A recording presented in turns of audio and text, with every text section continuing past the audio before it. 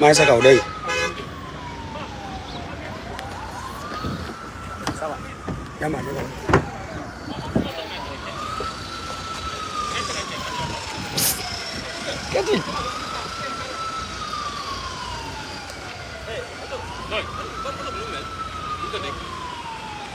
Aïdara moo koy dawal oto Aïdara laa ko jox. Mais ngi noonu le procès Prodac renvoyé jusqu'au 16 mars 2023 yéen a ngi koy seet noonu président Ousmane Sonko rejoindre na son véhicule peut-être di s'affronter ak échanger quelques mots ak ñi nga xamante ni ñoom ñooy son entourage notamment certains avocats mais aussi le top management de Pastef les Patriotes Bala Moussa Daffé seen nañ ko fii seen nañ fi aussi yeneen alliés yoo xamante ni ñëw nañ peut-être le président prend un peu le temps va prendre un peu le temps d'échanger discuter un peu waaw d'échanger un peu. Comme vous le voyez, certainement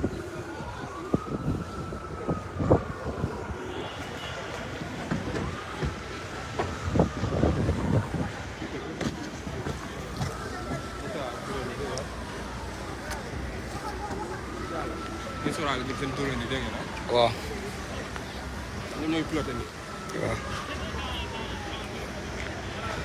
Et non, je rappelle que le procès Prodac a été renvoyé jusqu'au 16 mars 2022.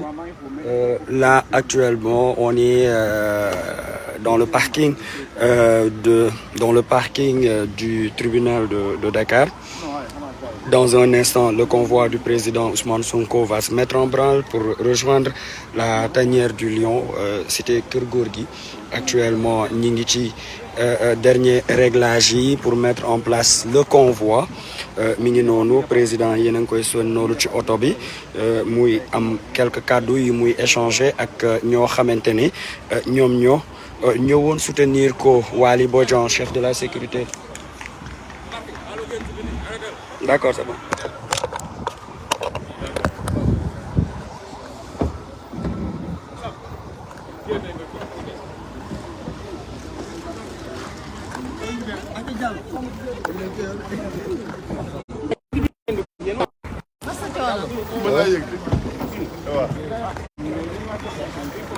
man kay poros may digg bi man kay may digg poros man may la partenaire national des jeunes. Mi ngi noonu le président. S'il vous plaît. Mi ngi noonu président Ousmane Sonko. Excusez un peu, je suis en train de refaire un peu le dispositif qui nous permet de faire le live. Mi ngi noonu président Ousmane Sonko se met en branle ici au niveau du tribunal de Dakar. Président ngi noonu mi ngi génn président ngi noonu mi ngi génn le convoi se met en place. Le convoi se met en place.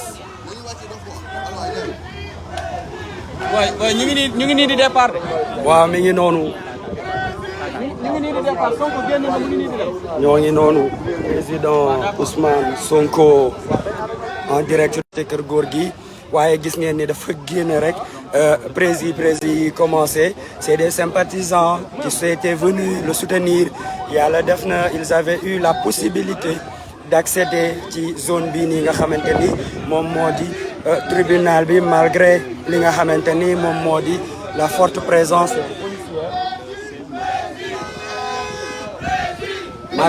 malgré la forte présence policière mi ngi noonu yéen a ngi leen di dégg prési nous sommes dans li nga xamante ni mooy ñoo ngi ci secteur bi nga xamante ni moo di tribunal bu Dakar di leen fàttali que le procès a été renvoyé jusqu'au 16 mars inchallah 2023 buñ ko fekkee tal ko ñu dellu si waat ñu remettre encore la même chose ñoo ngi noonu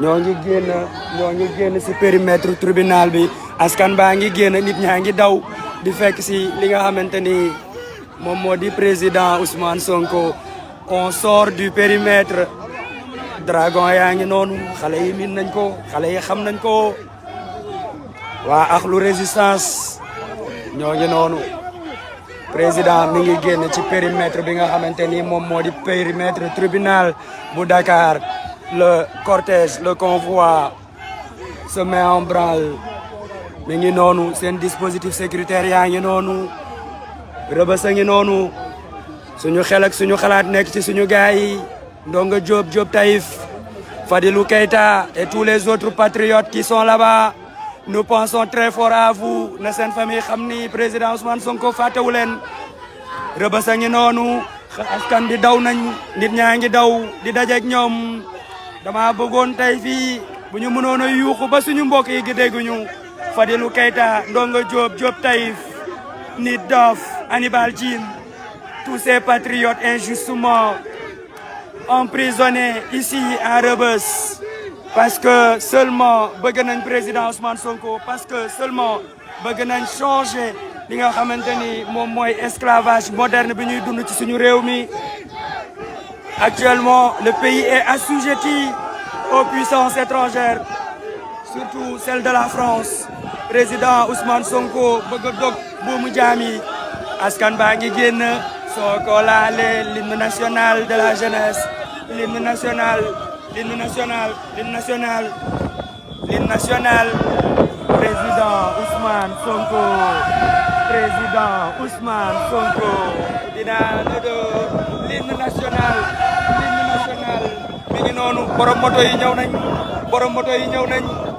boo ko laalee boo ko laalee boo ko laalee l'hymne national de la jeunesse du Sénégal l'hymne national de la jeunesse du Sénégal boo ko laalee dinañ la dóor ku ñuy laal noonu moo di le président Ousmane Sonko mi ngi noonu suñu mbokk yi nekk Rebeuss ñu ngi noonu ñoo ngi romb seen mur les 49 détenus tous les patriotes yi nekk bi Rebeuss xel ak xol mi ngi ci yéen ñoom ñëpp xel ak xel mu ngi ci yéen Nit Doff Hannibal Djim Diop Taïf Ndonga Diop et tous les autres Ami Dia mi ngi nekkee côté camp pénal Pape Omar gaa yëpp suñu xel ak xol mi ngi ci yéen tenez bon ce n'est plus loin yàggatul nous y arriverons le président Ousmane Sonko pense fort à vous il comprend le sacrifice et il le comprend à sa juste valeur Inch'Allah c'est pour bientôt ce pays-là sera libéré président Ousmane Sonko président Ousmane Sonko mi ngi noonu président Ousmane Sonko askan bi génn na nit ñaa ngi ci balcon yi fës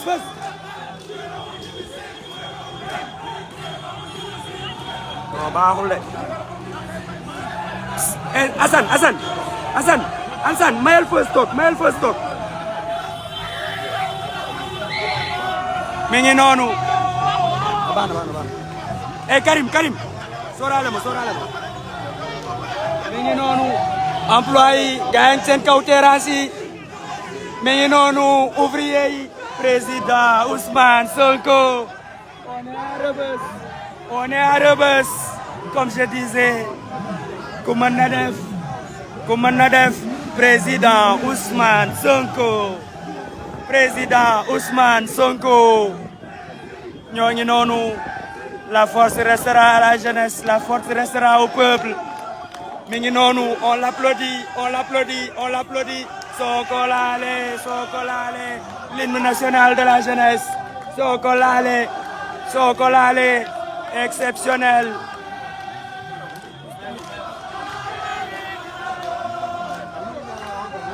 mi ngi noonu xoolal yaay booy yor drapeau bi mi ngi noonu démb moom la ñu àndaloon Azoura Fall xel ak xol ci yow mi ngi noonu le drapeau ne doit pas tomber mi ngi noonu nit ñaa ngi ci car rapide yi président Ousmane Sonko on est à Rebeuss kenn du ko laal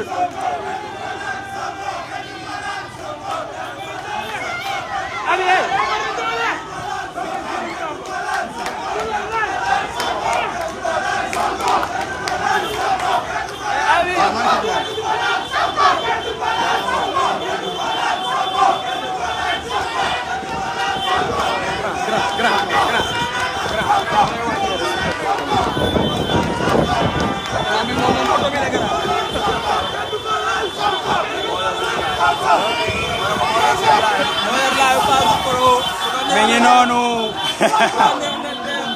mi ngi noonu président Ousmane Sonko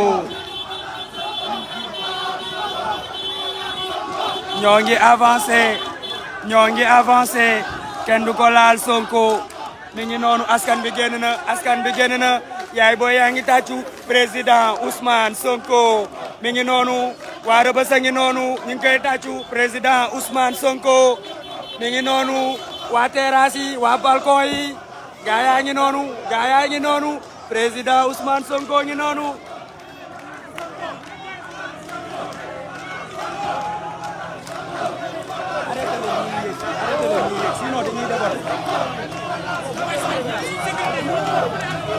mi ngi noonu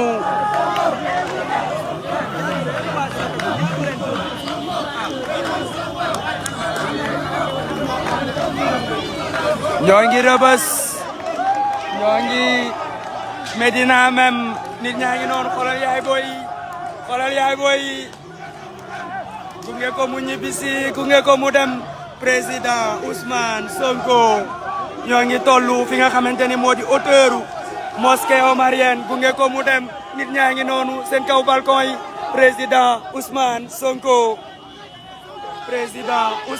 Sonko exceptionnel moo ngi noonu mooy yaakaaru askan bi xale yi nee nañ boo ko laalee moom mooy yaakaaru réew mi am yaakaar ci moom convoi wu président Ousmane Sonko moo ngi noonu war a progresser ñoo ngi noonu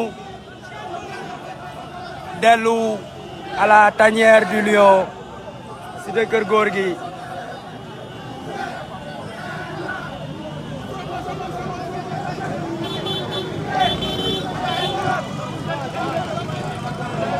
mi ngi noonu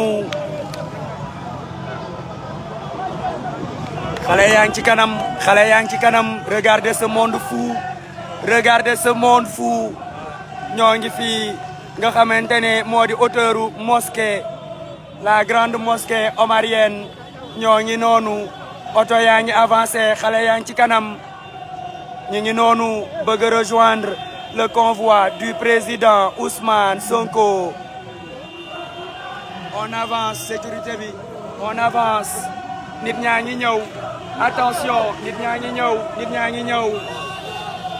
ngi ñëw président Ousmane Sonko xool leen ma lii ñoo ngi fii tolloog ak fi nga xamante ne moom mooy la direction générale de la police annexe mais xoolal ni askan bi di génnee biir Médina xoolal ni ñuy dawee génn biir Médina topp convoi bi le convoi du président Ousmane Sonko la porte du millionnaire qui se dresse devant le convoi du président Ousmane Sonko la porte du millionnaire qui se dresse devant le convoi du président Ousmane Sonko tel un l'appel de l'Afrique celui du président Ousmane Sonko taxaw di seetaan taxaw di tàccu ku mënul tàccu itam sa xol féex na président Ousmane Sonko xale yaa ngi noonu exceptionnel te lii du dara bàyyi leen ba ñu dugg corniche bi président ngi noonu gaa yaa ngi noonu ci kaw terrasse gaa yaa ngi noonu ci kaw terrasse gaa yaa ngi noonu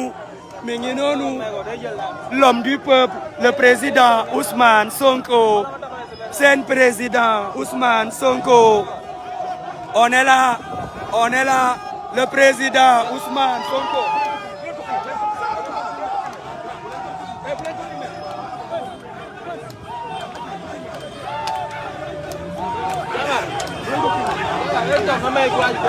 mi ngi noonu moom la ñu bëgg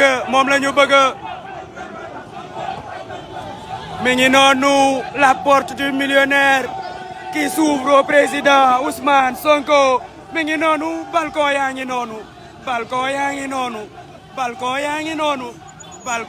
noonu ku mënul tàccu di nga génn seetaan sa xol dina féex dispositif sécuritaire baa ngi noonu président Ousmane Sonko balcon yaa ngi noonu exceptionnel regardez cette marée humaine devant moi regardez cette marée humaine le président Ousmane Sonko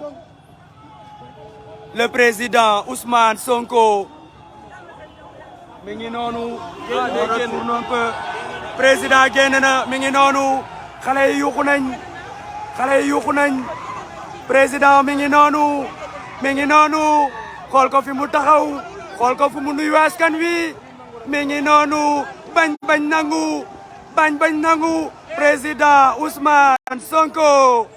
président Ousmane Sonko askan baa ngi noonu génn na saafonteeg xale yi fi nga xamante ne moo di buntu mosquée omarienne ak fi nga xamante ne moo di daaf président fa la taxaw nuyu xale yi saafonteeg ñoom mi ngi noonu la casquette bien visée sur la tête président Ousmane Sonko ngi noonu mi ngi tàccu xale yi mi ngi leen tàccu il lève les bras en signe de victoire le président Ousmane Sonko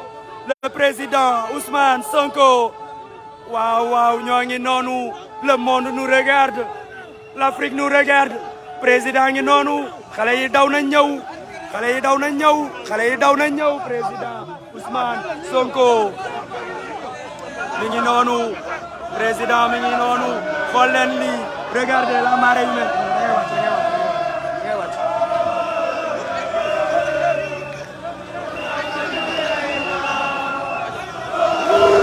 mi ngi noonu regardez cette foule xale yi nee na ñun ay néew yuy dox lañ pour vous dire nan la ñu pare regardez cette foule devant nous le président Ousmane Sonko est derrière mi ngi noonu oto baa ngi ne buur yàlla ñoo ngi lay ñaan Sonko jël ndam li je vous ai écouté mettez-moi les cœurs s'il vous plaît.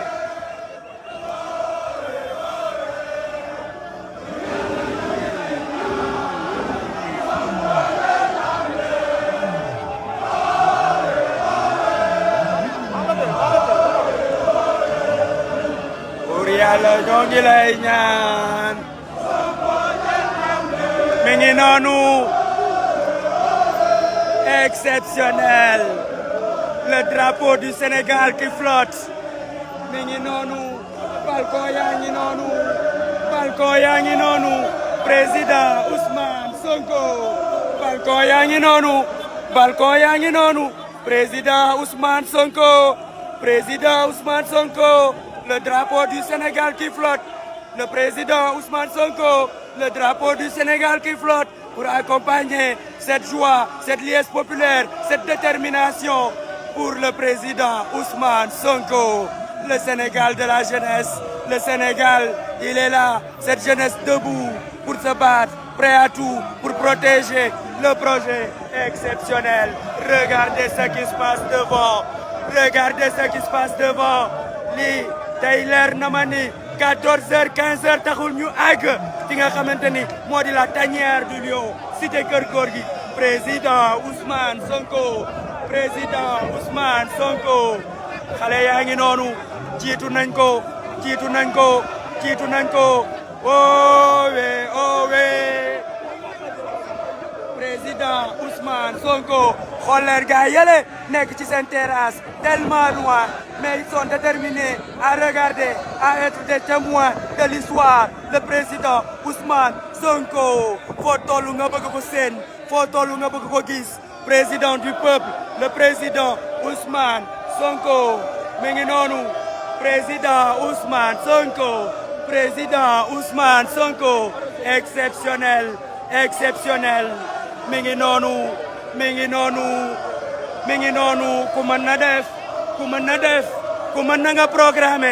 ku mën na nga programmer sa procès un jour ouvrable nga génn nga xool ndax askan bi dinañ génn président Ousmane Sonko l'exceptionnel président Ousmane Sonko the Eagle One président Ousmane Sonko le lion ñoo ngi progresser terrasse yi fees de del nous sommes sur la corniche le président Ousmane Sonko revient de son procès qui vient d'être renvoyé au 16 mars 2023 ce procès qui l'oppose à Mame Mbaye Niang un ministre qui a le toupet de se présenter devant cette justice pour dire qu'il porte plainte au président Ousmane Sonko aidé en cela par l'appareil du dictateur Macky Sall le président Ousmane Sonko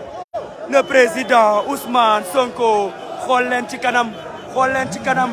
leen ci kanam à perte de vue à perte de vue mi ngi noonu le président Ousmane Sonko, le président Ousmane Sonko, celui qui déferle les foules sénégalaises, le patriotisme, les cœurs des Sénégalais sur cette corniche de Dakar.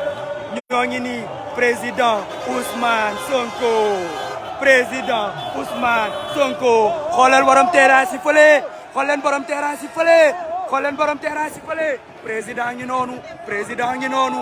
génnaat na, génnaat na, génnaat na.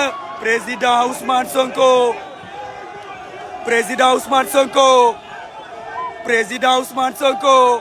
Il est là, l'homme du peuple est là, la détermination de cette jeunesse est là, l'espoir de ce peuple est là. nee na leen nañu avancé, nee na xale yi nañu avancé. exceptionnel, exceptionnel. yaay booy yaa ngi daw di tàccu le président du peuple sénégalais Ousmane Sonko. Ousmane Sonko. nit ñaa ngi ci kaw terrasse yi à plus de 500 mètres pour regarder le président Ousmane Sonko, pour saluer le président du peuple sénégalais. Le peuple a choisi son président. Le peuple a choisi son président 2024 dès le premier tour. match du am dañuy rendi jéggi dem suñu yoon. C'est le président Ousmane Sonko. C'est le président Ousmane Sonko. Exceptionnel. Exceptionnel, exceptionnel. Cette foule, le jeudi 16 février, ici à Dakar, sur la corniche ouest. De mémoire d'homme lii mësta am, de mémoire d'homme lii mësta am. Seul le président Ousmane Sonko, le président Ousmane Sonko, l'exceptionnel, l'hymne national mi ngi noonu. soo ko laalee, soo ko laalee xale yi woyati nañ ko. drapeau yaa ngi flotté, le drapeau du Sénégal, le vert, le jaune et le rouge, frappé de l'étoile à 5 branches de couleur verte. mi ngi noonu, jamais loin du président Ousmane Sonko, parce que c'est le président du drapeau, c'est le président du Sénégal, c'est le président du peuple sénégalais.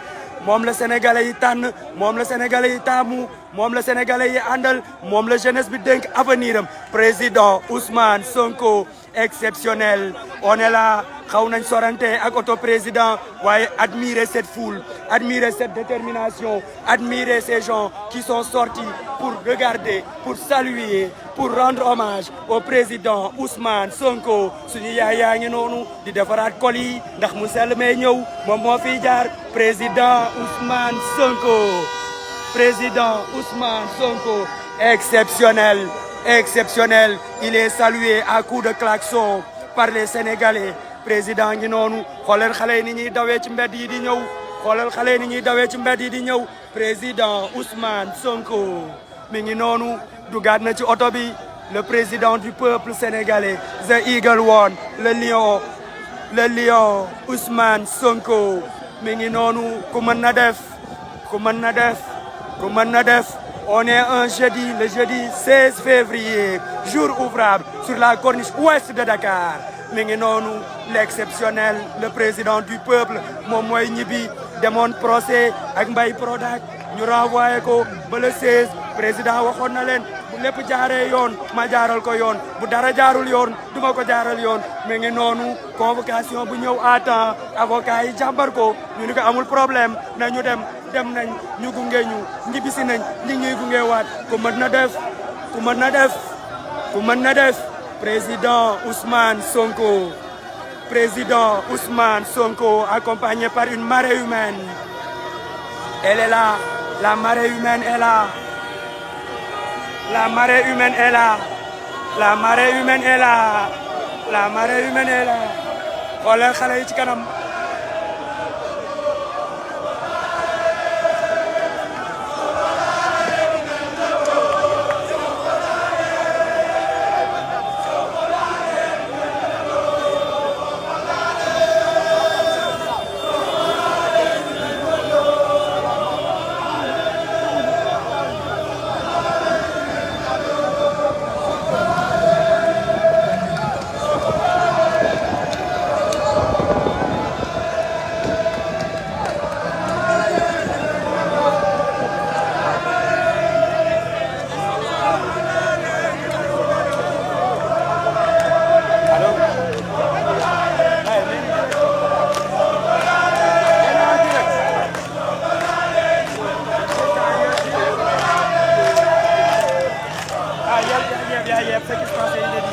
mi ngi noonu yaay booy yaa ngi yëkkati bidon yi boo ko laalee soo ko laalee dinañ la dóor drapeau yaa ngi noonu le vert le jaune et le rouge frappé de l'étoile à 5 branches de couleur verte le président Ousmane Sonko le président Ousmane Sonko exceptionnel la procession victorieuse la procession triomphale sur la corniche ouest lii mësta am lii mënut a am kii mooy président Ousmane Sonko président Ousmane Sonko mi ngi noonu président Ousmane Sonko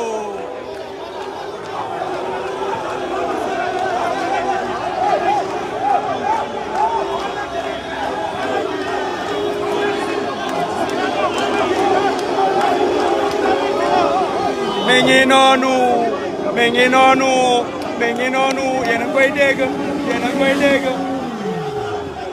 président Ousmane Sonko di avancé ànd ak xale yi mi ngi noonu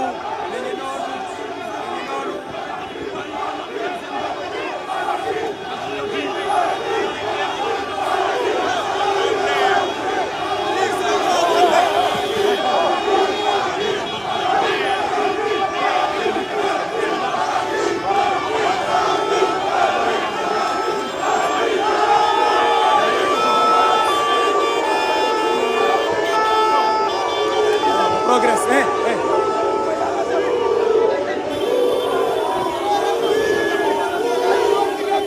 mi ngi noonu on progresse nañu progresser président Ousmane Sonko xale yi ànd ak moom ànd ak détermination ñoo ngi jëm fi nga xamante ne président génn na mi ngi noonu juste à hauteur de la radio RFM et de l'Observateur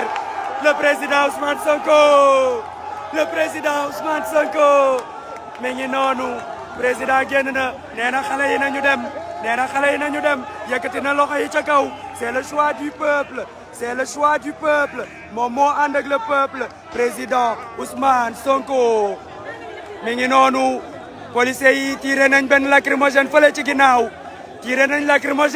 ginnaaw vraiment on ne comprend pas de manière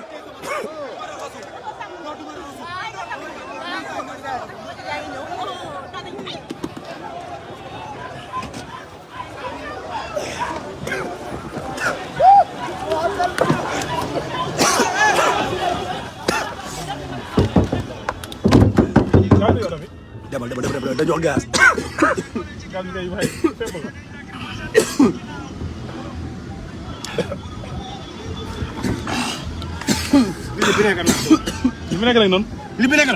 mi ngi noonu pour un rien on gaze la foule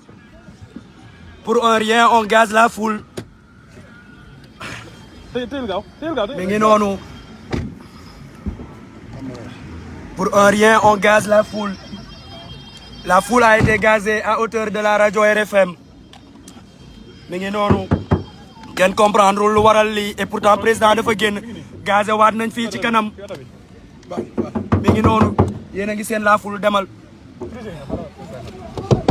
ñoo ngi noonu gis nga donc le convoi du président Ousmane Sonko est attaqué en direct vous le voyez abal leen ma masque ma génnaat jël bi li du masque laa soxla masque jox ma mais man sama war a génn teewlu ma génn génn da nga war a génn teewlu ma na nekk en direct bye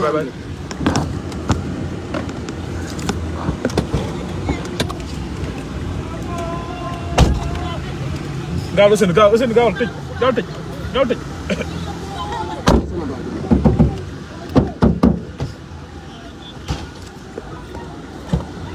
ñu door ba léegi dama xam tëjoo bu tëjee gaaw tëjoo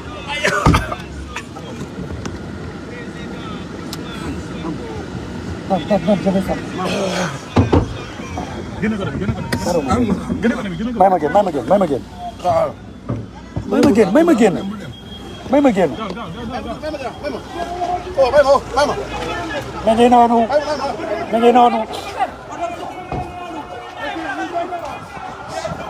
Mais non, ils ont gazé le véhicule du président Ousmane Sonko. Ils ont gazé le véhicule du Ousmane Sonko. Mais non, c'est de la provocation. C'est de la provocation. Ils ont gazé le véhicule du président Ousmane Sonko. Avec foule bi mu andalon.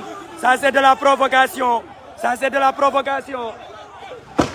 Mi ngi noonu dooraat nañ beneen lacrymogène dooraat nañ beneen lacrymogène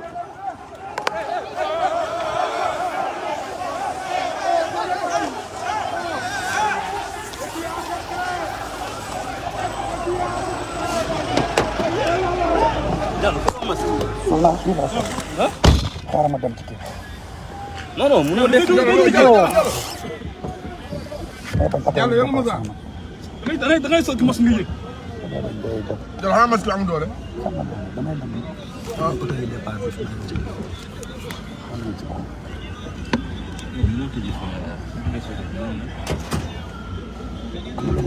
parce que bu sa bët Moussa yoroo ko yàlla fi xanaa ñu dégg taw Joko Vinaigre. Mi ngi noonu président Ousmane Sonko la ñu gazé. yi ay tëmbaleur yi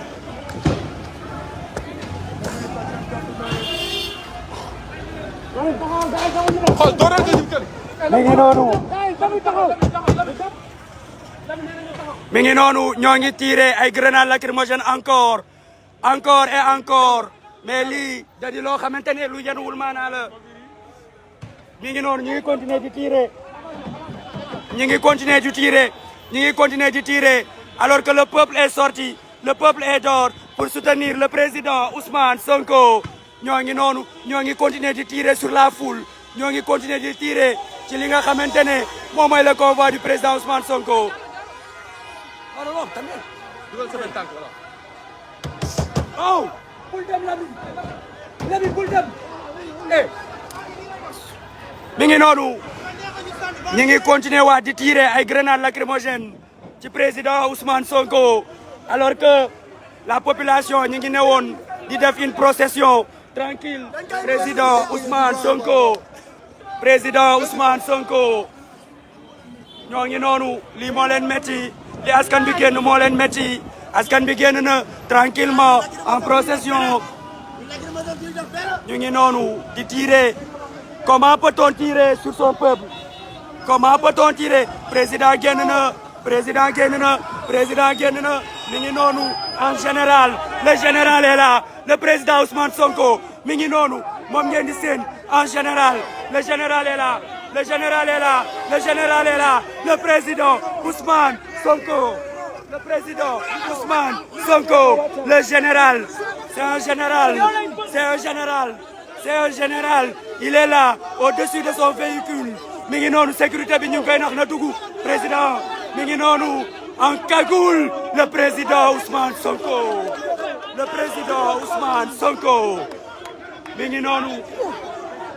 mi ngi noonu président Ousmane Sonko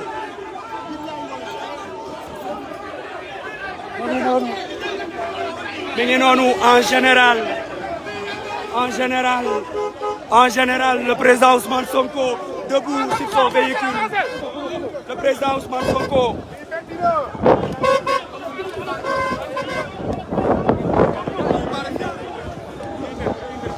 le président Ousmane Sonko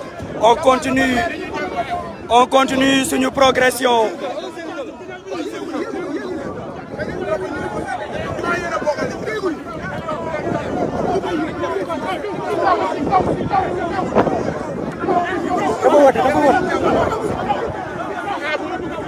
dafa wadd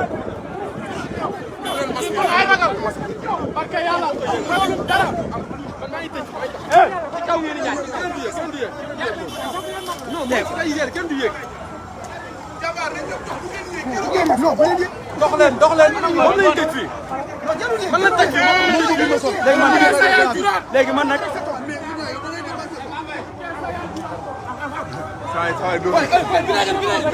mi ngi noonu yéen a ngi seen force de l'ordre yi yéen a ngi seen force de l'ordre yi ñu ngi noonu di avancer suñu ginnaaw tiré nañ ay lacrymogènes yu bëri mais on progresse le peuple bi ñii la àndal peuple bi président Ousmane Sonko la àndal président Ousmane Sonko ñoom la peuple bi àndal mi ngi noonu la presse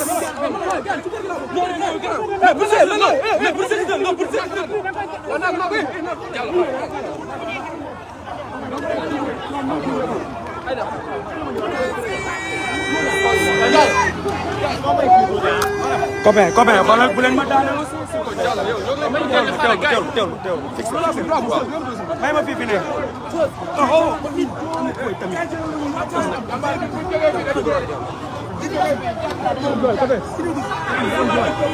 Sonko génn na ba takkaat la nga xam ne moo di kagul am ñu may leen vinaigre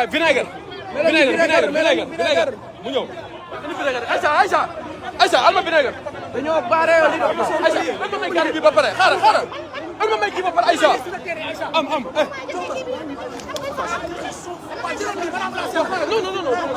mi ngi noonu lii pour garder la may ñëpp amul dara amul dara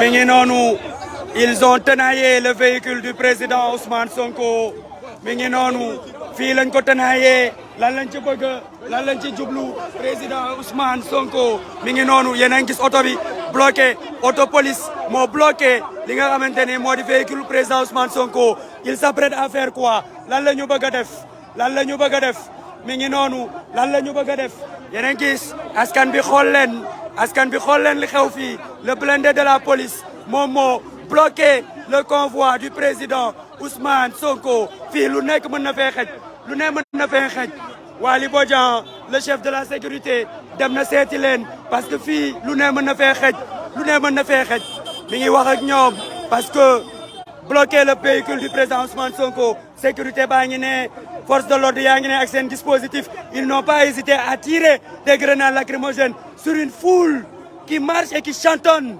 C'est inédit ce qui se passe ici et c'est indigne de notre République, c'est indigne du Sénégal, c'est indigne de nos ancêtres, c'est indigne de notre démocratie. Le président Ousmane Sonko est dans son véhicule, sorti tout à l'heure en cagoule, tel un général, pour parler à cette foule-là, pour dire à cette jeunesse, je suis à votre côté. Mais qu'est-ce qu'est en train de faire le ministère de l'Intérieur et la gendarmerie nationale à travers sa police? Ceci, c'est inédit, c'est inadmissible. Le chef de l'opposition sénégalaise mi ngi noonu ñoo ngi teg seen oto fii bloqué yoon bi ba oto président Ousmane Sonko mënut a dem lu nekk mën na fee xew nag lu nekk mën na fee xew waaye lu fi mënti xew ça c'est de la responsabilité pleine et entière de ki nga xamante ne moom moo di Macky Sall lépp lu fi mënti xew c'est lui qui est engagé et son ministre Antoine Diome ñoom la lépp ñoom la bëgguñu foule bi génn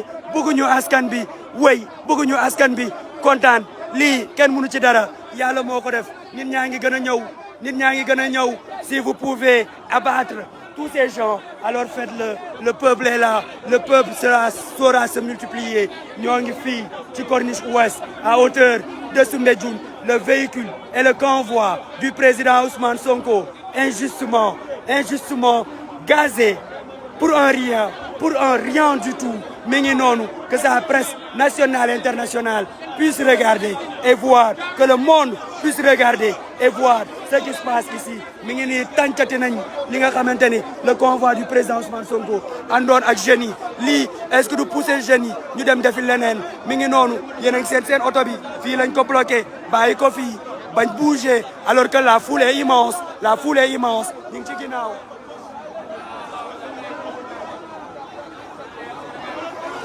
mi ngi noonu la sécurité veille au grain Père Djibi mi ngi noonu Waly de la sécurité ils ont parlé avec les gens de la police mi ngi noonu président Ousmane Sonko toujours salué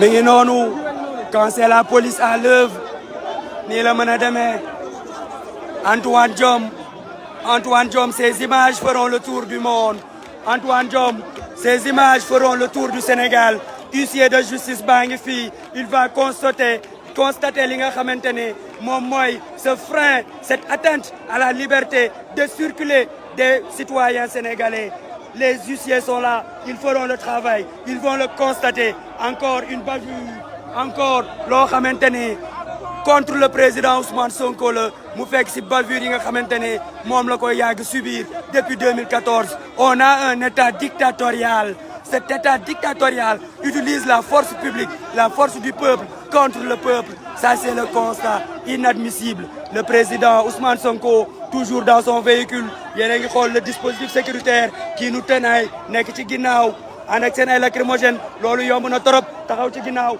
doon seen ay lacrymogène ful bi mi ngi nii tey xale yi bu ñu riposté rek lu nekk mën na fee am lu ne mën na fee am mais il faut louer cet esprit patriotique du peuple sénégalais et de cette jeunesse qui n'a pas cherché à aller en découdre avec ces forces de l'ordre qui sont nos frères cette jeunesse des patriotes du Sénégal est une jeunesse responsable malgré li nga xamante ne moom moo di la provocation les jeunes sont restés zen ñi ngi noonu avocat baa ngi noonu Clédor a ngi noonu wax ak gars yi waaye itam je dis que ceci est sous la présence d'un huissier de justice qui va constater li nga xamante ne moom lañ ko def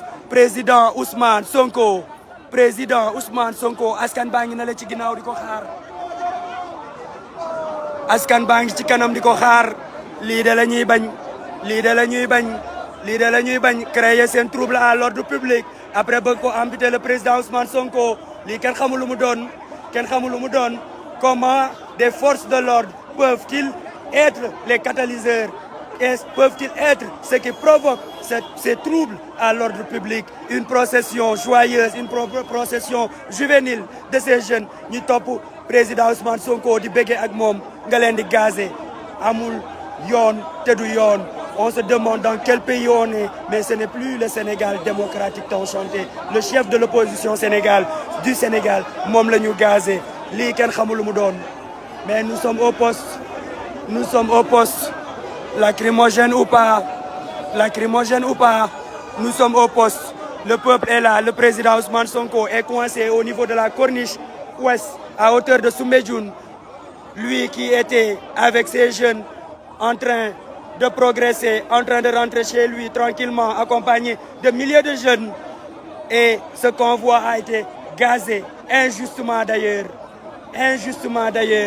ces jeunes ont été gazés ce qui provoque actuellement ces échauffourées mais aussi la police nationale qui a déployé des blindés pour barrer la route au président Ousmane Sonko mais on ne sait pas quel est leur projet le monde entier doit regarder ce qui se passe ici sur la corniche ouest à hauteur de Soumbédioune la presse nationale et la presse internationale est témoin de ce qui est en train de se passer et on demande à vous qui nous suivez partagez le live au maximum il faut que l'Afrique sache que l'actuel président de l'Union africaine est le premier pourfendeur de la démocratie et de l'image du peuple sénégalais et de l'image de l'héritage démocratique du peuple sénégalais. Le chef de l'opposition sénégalaise en train ici d'être gazé parce que seulement il est accompagné par de milliers de jeunes qui sont en train de l'accompagner. La presse nationale et internationale est témoin. Nous sommes là. C'est des événements tristes. C'est des événements tristes pour l'image du Sénégal. Et c'est le président en exercice de l'Union africaine qui est en train d'exercer sa dictature sur le peuple sénégalais. Et l'un qui en fait les frais, le premier qui en fait les frais, c'est le président Ousmane Sonko, le chef de l'opposition sénégalaise, tête de file de la coalition Yewwi Askan Wi. Aujourd'hui, on revient même pas 5 minutes du tribunal de Dakar où, de manière sereine, le président Ousmane Sonko a répondu à l'appel de la justice. Ceci, juste après ce qu'on appelle le renvoi, juste après le renvoi de ce procès au 16 mars, il est sorti tranquillement en train de rentrer chez lui, accompagné par ses militants. Et la police nationale du Sénégal a gazé ces milliers de jeunes, créant ces incidents, créant surtout ce trouble à l'ordre public, ce qui est inacceptable, Paul Kagame, voici Macky Sall, Félix Tshisekedi, voici Macky Sall, Sissoko Embalo, voici Macky Sall, Denis Sassou Nguesso, voici Macky Sall. Mi ngi noonu, la police se décide de faire bouger son blindé. Regardez cette foule immense derrière ce convoi. Ceci peut créer des incidents graves au niveau de cette corniche ouest parce que la marée humaine est là. Mais il faut saluer l'attitude de ces jeunes patriotes, de ces jeunes Sénégalais qui n'ont pas répondu à la provocation des forces de l'ordre sous la tutelle et sous les ordres d'un ministre de l'Intérieur politique marqué, Antoine Diome.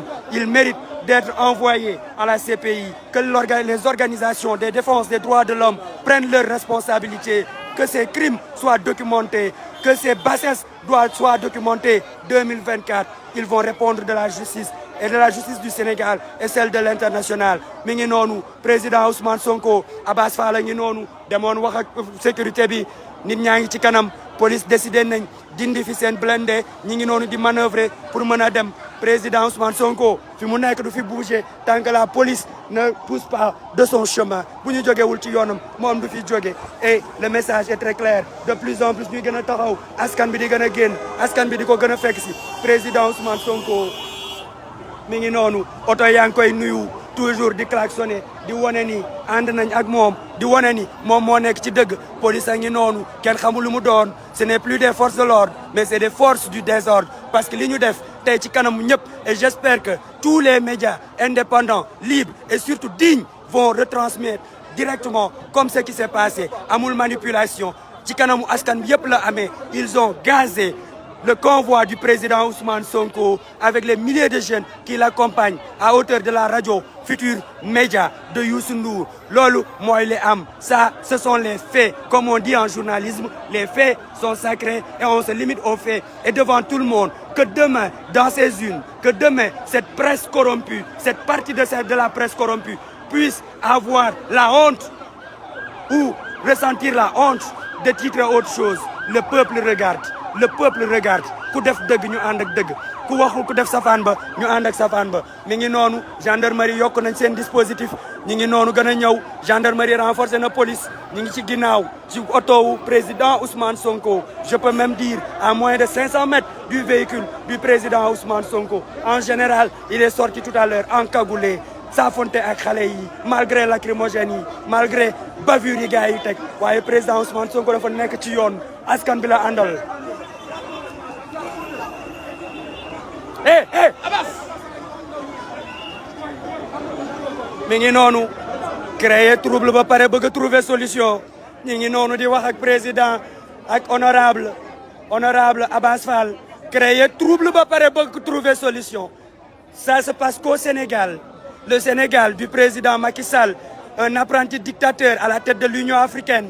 C'est ça la réalité. Le monde entier regarde. Partagez ce live. Il faut que l'Union européenne soit au courant. Il faut que les États-Unis d'Amérique soient au courant. Il faut que la toute-puissance russe soit au courant. Il faut que le monde entier soit au courant. L'Union africaine, regardez ce qu'est en train de faire votre président. Celui qui veut redorer le blason de l'Afrique. C'est plutôt celui qui est en train de le salir. Nous sommes là, en direct. Le président Ousmane Sonko, la jeunesse continue de saluer. La foule klaxonne, on est toujours là. Le véhicule de la police est toujours là, malgré que le blindé est là. Nous sommes... Mi ngi noonu, on met injustement, on met de manière inutile en danger la vie de milliers de Sénégalais, de ces jeunes, mais aussi la vie de ces forces de l'ordre qui, après tout, ce sont nos frères, ce sont des Sénégalais qui sont là, qui exécutent des ordres. Mais comme dit le président Ousmane Sonko, à un ordre manifestement illégal, il faut désobéir. Mais pour certains, ils l'ont exécuté malheureusement aujourd'hui.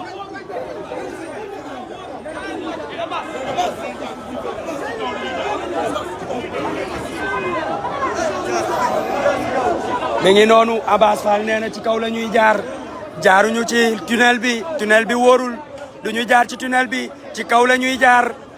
mi ngi noonu, naka nga mën a wax nit ki jaaral fii wala jaaral fee. Un citoyen qui est libre de ses mouvements, le pays est devenu une dictature. Le président de l'Union africaine, Macky Sall, est à l'œuvre. C'est lui qui manœuvre. C'est lui qui emporte l'entière responsabilité. Thomas Sankara qui vient à la rencontre du président Ousmane Sonko. L'héritage est bien tenu. L'Afrique nous regarde. L'Afrique nous regarde. Voilà ce qui se passe au Sénégal à l'instant T.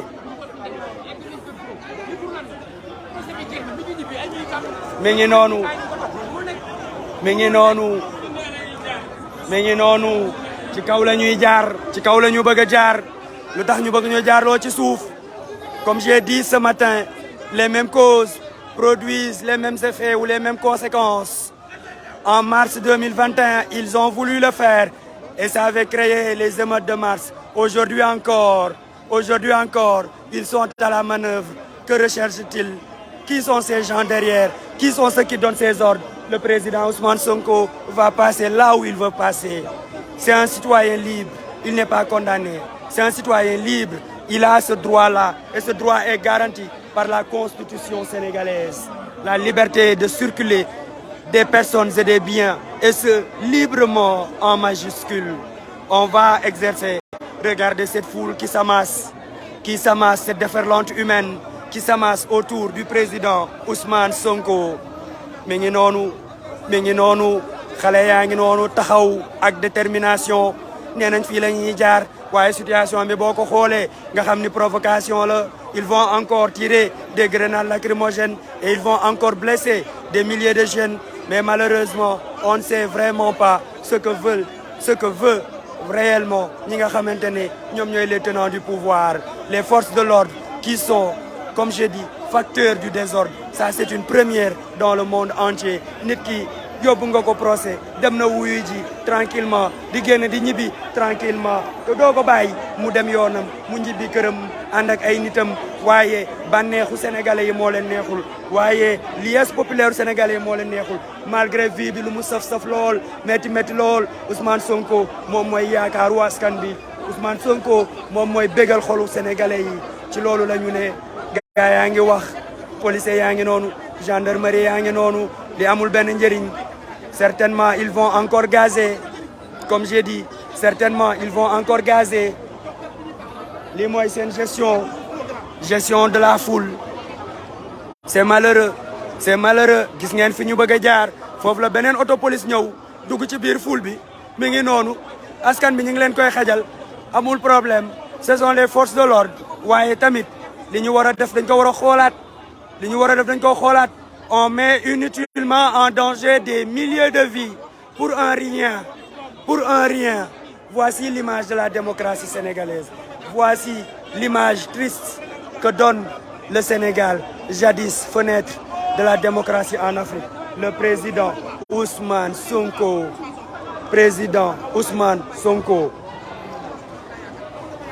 mi ngi noonu xale yaa ngi noonu di gën a bëri. mi ngi noonu xam nga tey lii lu ne mën na cee xew bu ñu bàyyi woon président dem day fekk affaire yi jeex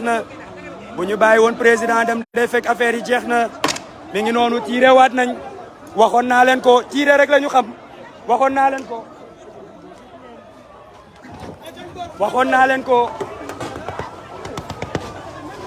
tijji ma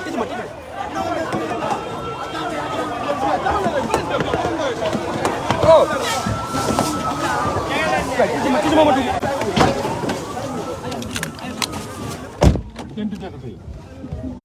tamit ñu fa li def mi ngi noonu tiire waat nañ yéen a ngi koy seen ci kanam mi ngi noonu suñu oto bi sax jot nañ ko toj. tiire waat nañ comme ni ma leen ko waxee ñoom tiire rek la ñu xam. tiire waat nañ pour tasaat ful bi waaye lim fi créé lu ne mën na fee am.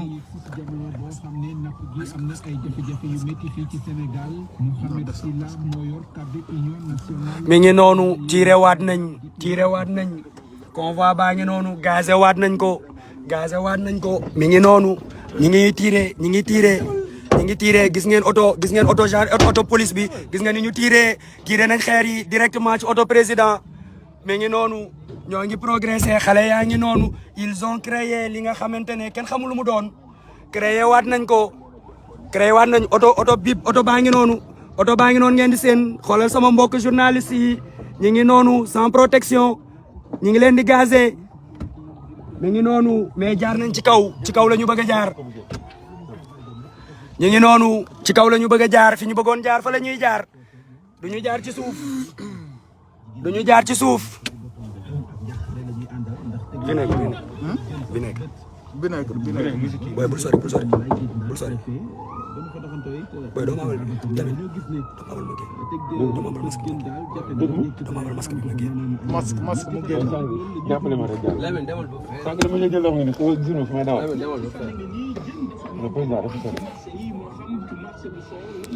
mi ngi noonu ñi ngi gën a tiire mi ngoog yéen a ngi koy seen ñi ngi tiire askan baa ngi noonu ñi ngi noonu di gazé askan bi askan bu deful dara ñu koy gazé mi ngi noonu lii la ñuy bañ mi ngi noonu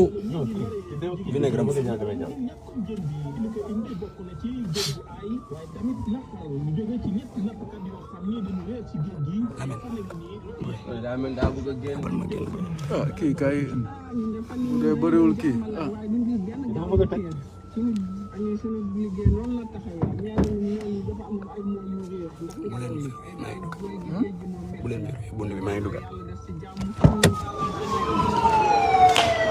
mi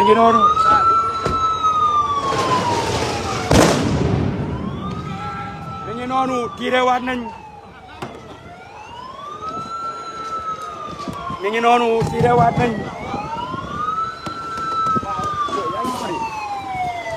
yaa ngi sori auto président mi ngi fële ci ginnaaw mi ngi noonu tiire waat nañ président Ousmane Sonko auto ma ngi noonu mi ngi noonu ñu tànc fële ci kaw mi ngi noonu on va aller voir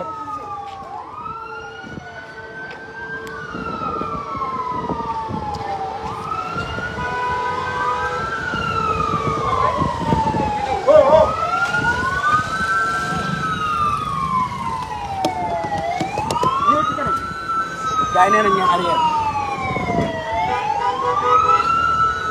ñëwal ci kanam ñëwal mi ngi noonu mi ngi noonu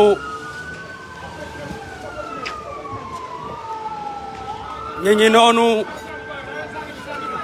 ñu ngi noonu mi ngi noonu ils ont pris en tenaille le véhicule du président Ousmane Sonko mi ngi noonu est-ce qu'ils sont en train de l'arrêter est-ce qu'ils sont en train de l'arrêter est-ce qu'ils sont en train de l'arrêter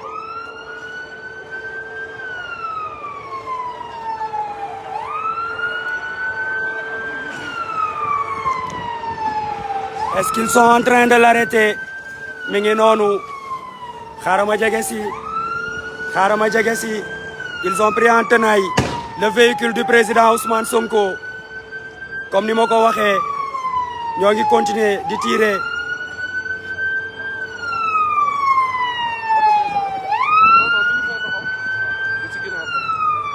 ils ont pris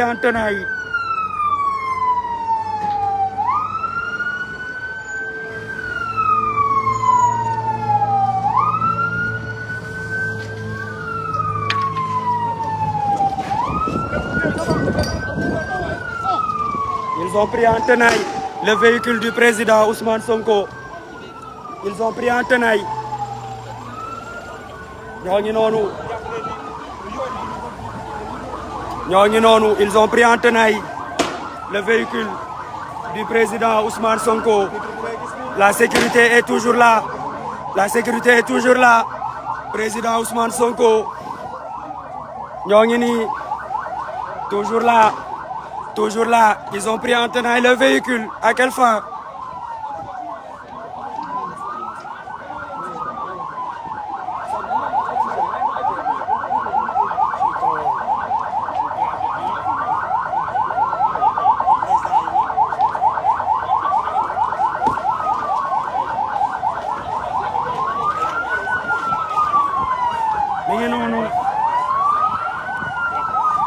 véhicule président Ousmane Sonko mi ngi noonu comme je vous ai dit force de l'ordre yaa ngi noonu dina xaw a metti lool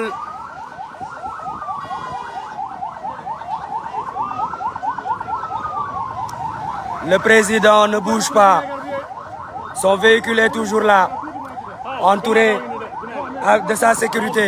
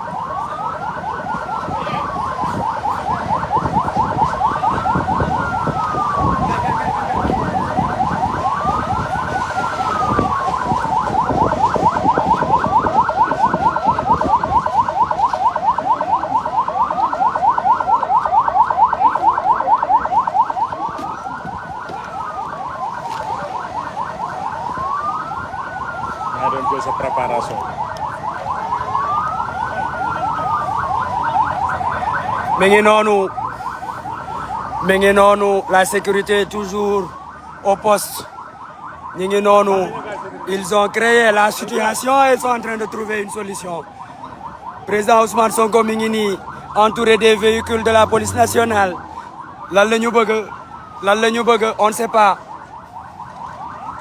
lan la ñu bëgg on se demande.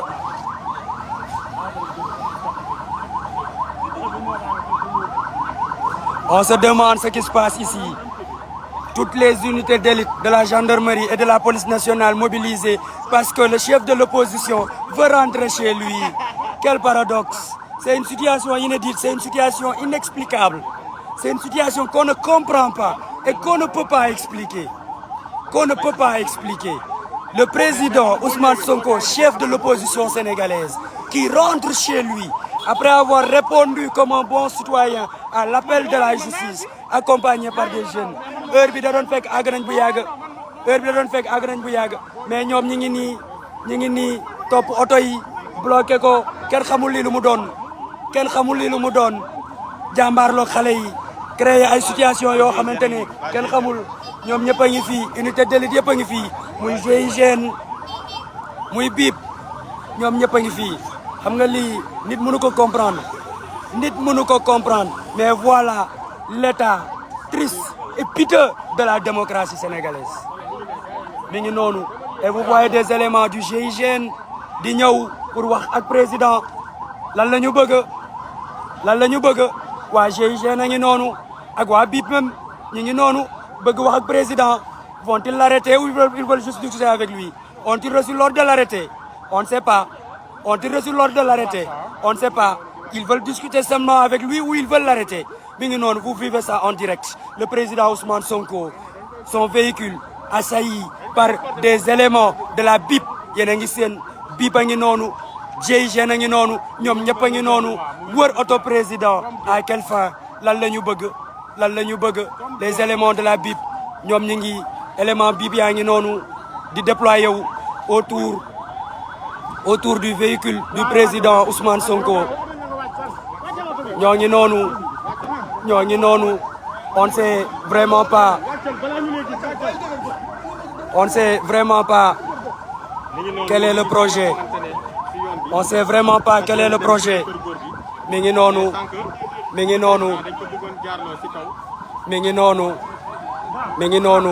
des éléments bu GIGN ñi ngi noonu wër oto bi ak élément wu BIP ñi ngi déployé autour du véhicule du chef de l'opposition sénégalaise le président Ousmane Sonko. À quelle fin? Ils veulent faire quoi? Ils veulent l'arrêter. Ils veulent l'escorter des locaux. On ne sait pas. Waly Diouf Bodian est là, tout serein. Le président Ousmane Sonko aussi, tout serein. ñoo ngi noonu. Les véhicules de la BIP se mettent en branle. Les véhicules de la BIP se mettent en branle. mi ngi noonu tenaaye nañ oto bi. tenaaye nañ oto bi. Il faut saluer l'esprit patriotique de ces agents de sécurité du président Ousmane Sonko. La sécurité rapprochée, toujours aussi serein. ñi ngi noonu respecter la loi. toog ni tekk jàkkaarloo ak oto président Ousmane Sonko. waa BIP ak waa GIGN ñi ngi waxtaan. que veut-il? Que veulent-ils? loolu la ñu bëgg a xam. ñoo ngi noonu Waly Bodian mi ngi noonu.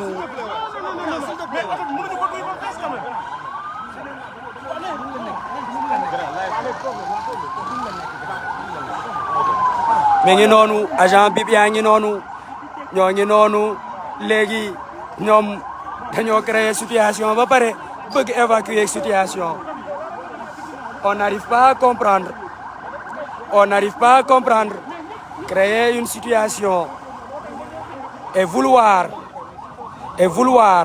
que situation bi ñu réglé ko alors que heure bi bu ñu bàyyi woon xale yi bu ñu duggee ci corniche bi oto yi accéléré day fekk àgg nañ dans la tanière du lion cité Kër Gorgui ñoom ñoo ngi noonu wër oto bi toujours en pourparlers lan la ñu bëgg a def lan la ñu bëgg a def ñoo ngi noonu le staff du président Ousmane Sonko le chef du protocole Père Djibi Gueye Ndiaye au milieu de ses agents d'élite yu GIGN waa BIP déployé nañ waa BIP déployé nañ ñu ngi noonu comme d'habitude ñoom daal fokk ñu bokk ci xew mi ñoom daal fokk ñu bokk ci xew mi foo mënti jaar ñu ni la ñoom dañuy escorter président créer situation ba pare ñu ni nañu escorter président Ousmane Sonko mi ngi noonu comme d'habitude on va vers cet épisode qu'on a vu et qu'on a revu à plusieurs reprises. Malheureusement, le chef de l'opposition, accompagné d'une foule immense qui, quelques minutes après, est dispersé par les forces de l'ordre.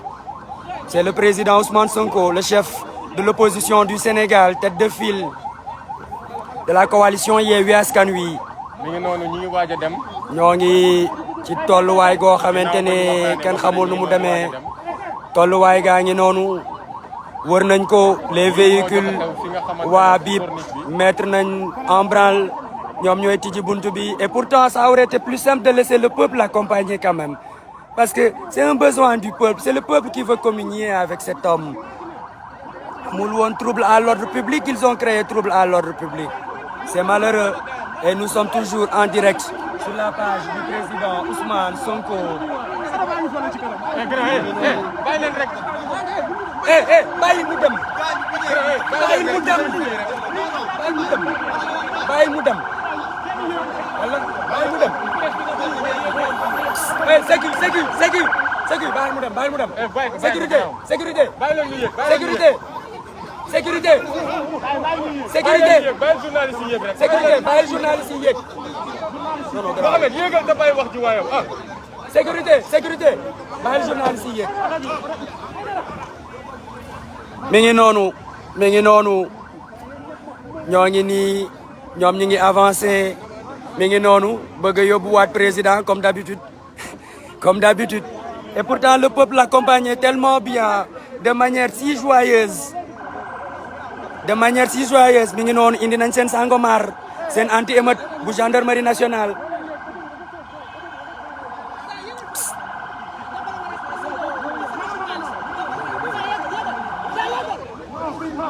non fii fees na yegg foofu. kan mooy Jean ana mu. may Jean.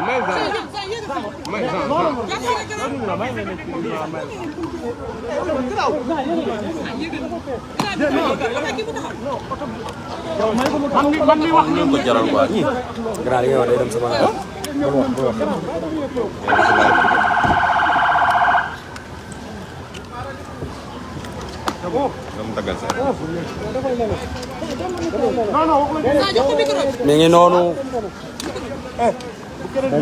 mi ngi noonu dañoo bëgg tenaaye convoi au président Ousmane Sonko.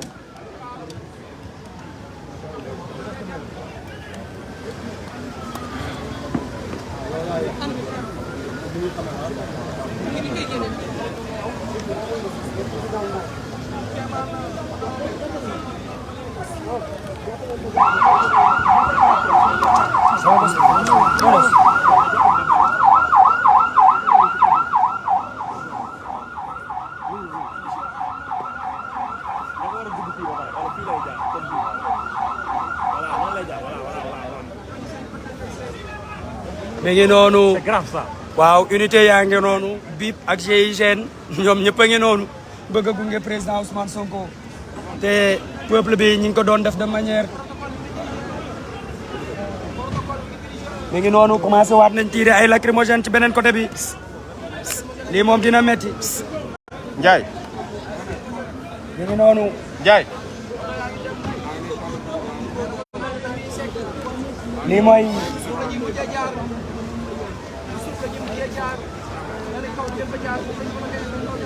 mi ngi noonu lii kenn xamul nu mu demee tiré waat nañ ay lacrymogène côté bee ci kanam mais le peuple est là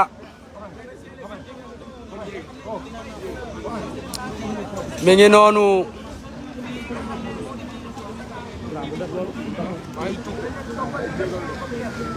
comme niñ ko waxee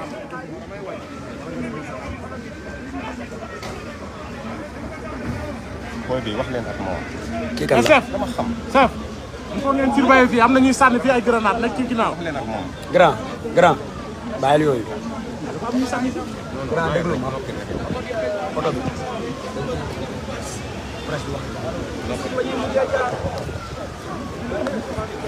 mi ngi noonu grenade yaa ngi commencé safaat ndax tiré waat nañ beneen côté bi GIGN a ngi noonu GIGN a ngi noonu BIP a ngi noonu indi nañ seen ay oto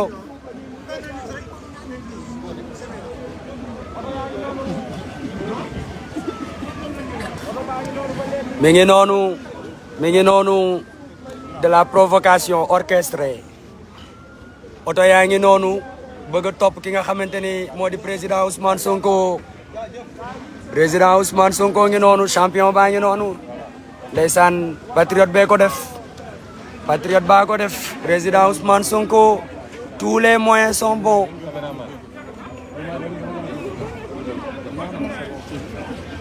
mi ngi noonu rim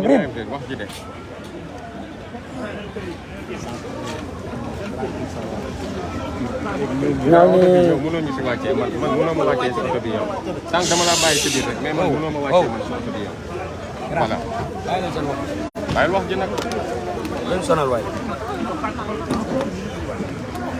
danga koy jàppale rek moo ngi non man fes na may du sama waaw ñoo ngi noonu blindé wu gendarmerie bi tijji na voie bi auto président départ na ñu ngi noonu gis nga bloqué waat nañ ñu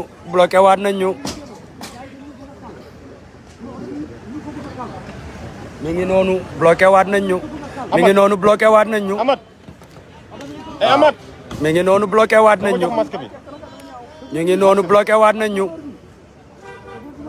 mi ngi noonu bloqué waat nañ ñu président Ousmane Sonko ngi ne mais mi ngi toujours suñu ligne de mire mi ngi noonu bloqué waat nañ ñu ñu ngi noonu waaw bloqué waat nañ ñu mais président Ousmane Sonko est toujours dans notre ligne de mire oto yaa ngi noonu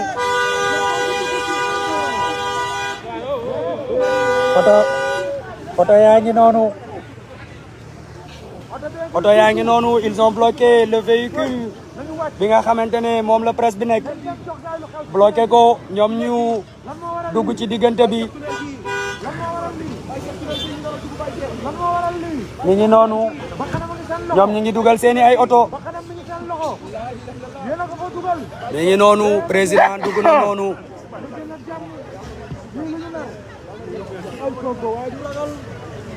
ils ont bloqué nañ suñu ay oto mi ngi noonu bloqué nañ suñu ay oto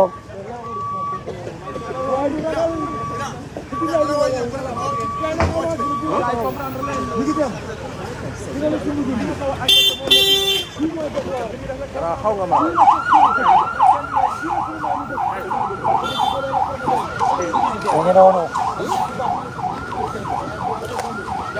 xaaral ñu jéem a xool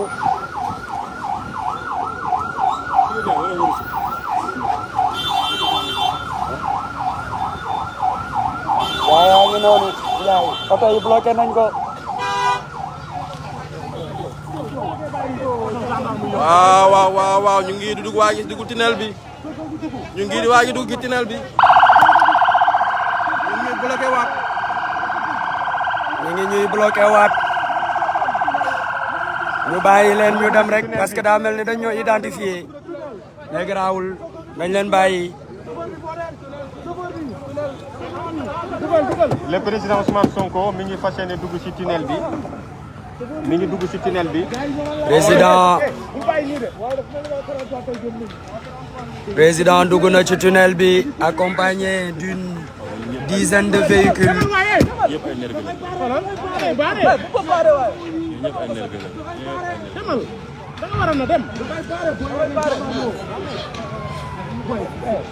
ñu ngi noonu baare nañ ñu c'est fait volontairement.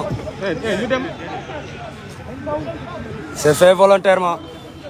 tey kuy wàcc nga wàcc te bàyyi wax ji waay s'il vous plaît kuy wàcc nga wàcc te bàyyi wax ji bu leen sonal waay ah. waaye mbar dafa nar a dóor ci biir non non.